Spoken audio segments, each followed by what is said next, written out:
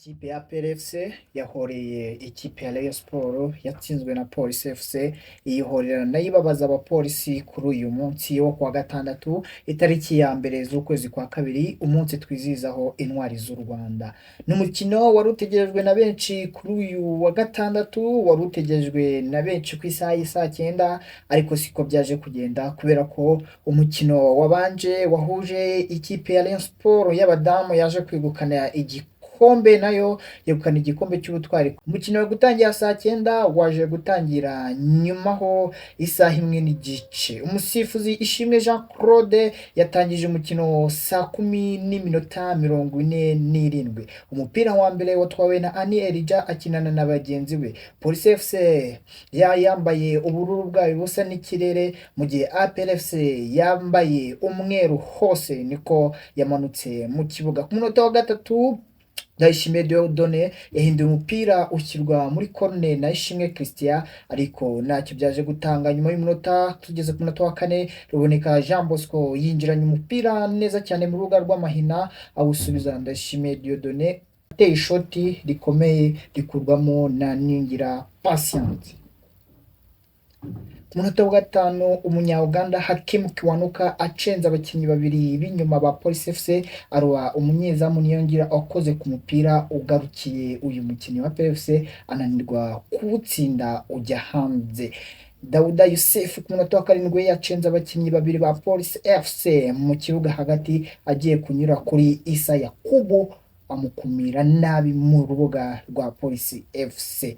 Nuko umukino ugenda ukomeza, amakipe yombi agenda yatakana, ugerageza guhiga ibitego. Ku munota wa 10 APR FC niyo yari iri hejuru cyane muri uyu mukino. Mu munota wa 10 yawo ya mbere, nubwo itarafungura amazamu, ikipe y'ingabo z'igihugu yamaze guhindura imipira 6 mu rubuga rw'amahina rwa Police FC itaragera mu rubuga rwa APR FC. Nuko byemezwe ku munota wa 13, tugeze ku munota wa 13, ikipe ya APR FC binyuze kuri Dawuda Yusuf yateye ishoti ritambitswe na myugariro wa Police FC, umupira usanga Denis Omedi ateye ishoti rikomeye rigonga Nsabimana Eric Zidane, umupira niwajya mu rucundura.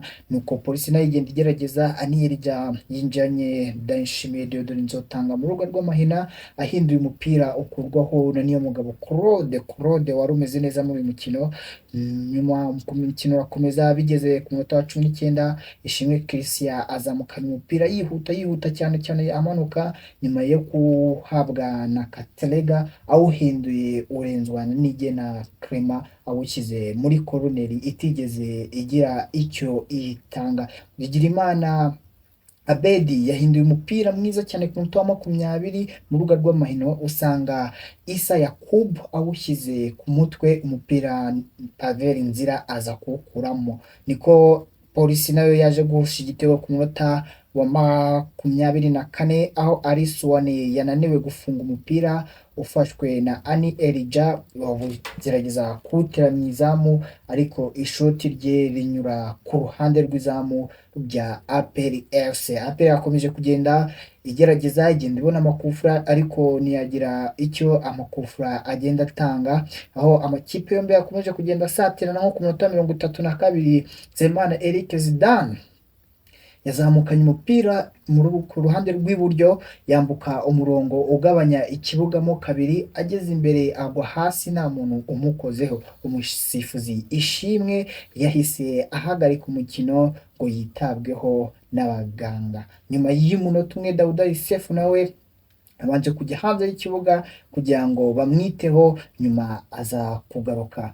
Byiringiro Rage we yafashe umupira utakajwe na Lamine Ba ku munota wa 37, acenga anyaruka yirukanka, umupira uzamukana anyura ku barimo Mugisha Gilbert n'Umugabo Claude, bari bagerageje kumuzibira bafatanyije, ariko umupira nawe ntiyagira icyo awumaza. Iminota 45 yose yaje kurangira nta kintu kibayemo, ahubwo wasize Ishimwe Christian na Ani Elija bahawe amakarita y'imihondo. Igice cya mbere kirangira ari ubusa ku busa, amakipe yombi yaje yirukanka yigaba mu kibuga. Nuko igice cya kabiri kiratangira, Denis Omede wa PRFC niwe wateye umupira wa mbere mu gice cya kabiri awusubiza inyuma kuri bagenzi be, ubwo niwe wadutangije igice cya kabiri, ariko umupira utaragira kure Alan Katerega we yasahabwa ikarita y'umuhondo nyuma yo gukinira nabi Ruboneka Jean Bosco wa APRFC. Umukino wahise uhagararaho gato ku minota 49,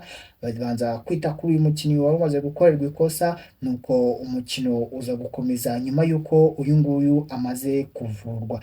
Polisi nayo yagiye igerageza uburyo APR ikomeza kugenda isatira, abakinnyi benshi bagenda binjira, harimo Djibril Otra, Tuyisenge Arsene, Dusayimana Olivier Muzungu, Nizi Ramazani, aho bari kwishyushya hanze ku ruhande rwa PRFC ishaka kubinjizamo kugira bakomeze kwataka Polisi FC. Polisi FC nayo nk'ikipe nziza yagerageje kwirwanaho, naho ishaka kureba ko yatsinda. Nuko ku minota 32 icyo nakubwira nuko Nigena Clement yasahabwa ikarita y'umuhondo nyuma yo gukinira nabi Alan Katerega. APRFC Boza Nizi Ramazani hinjiramo Djibril Utala na Hakim Kwanuka, hinjiramo Lamine Ba ku ruhande rwa APRFC.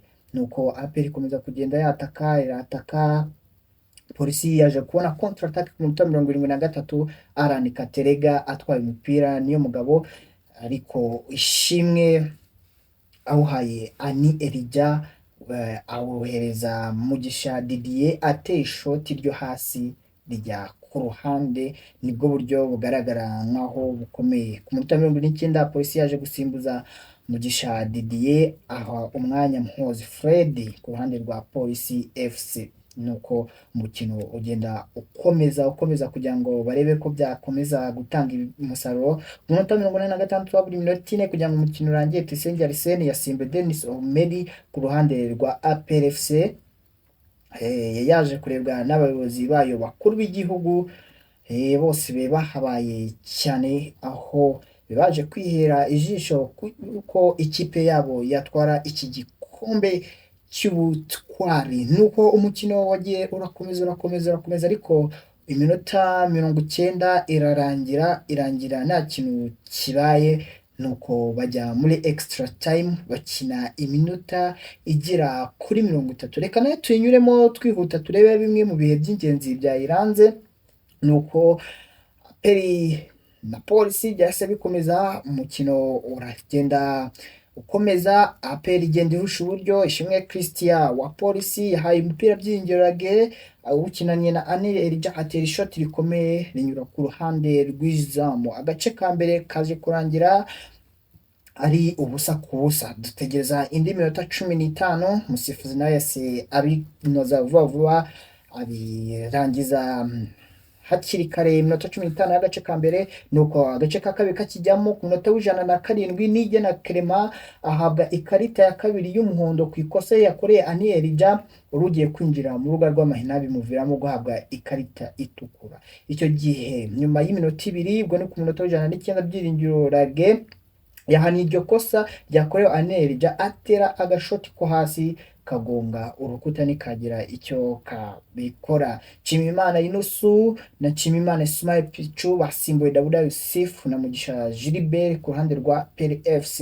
Yarisiganye abakinnyi 10 mu kibuga, aho hari ku munota 111 bwa APR ari kurwana n'ubuzima ivuga uti reka turebe ko twagera muri penalty. APRFC yagendaga isubira inyuma, abakinnyi hafi ya bose ba PRFC uretse Otara bari gukinira cyane mu kibuga cyabo barinda izamu. Ishimwe Christian yakiniye nabi Otara nyuma yo kumusunika, umusifuzi atanga ikosa ryahise rihanwa na Ruboneka, ariko Ruboneka ntiyawuganisha imbere awusubiza inyuma. Nuko umupira wahise urangira amakipe yombi nta kintu agezeho.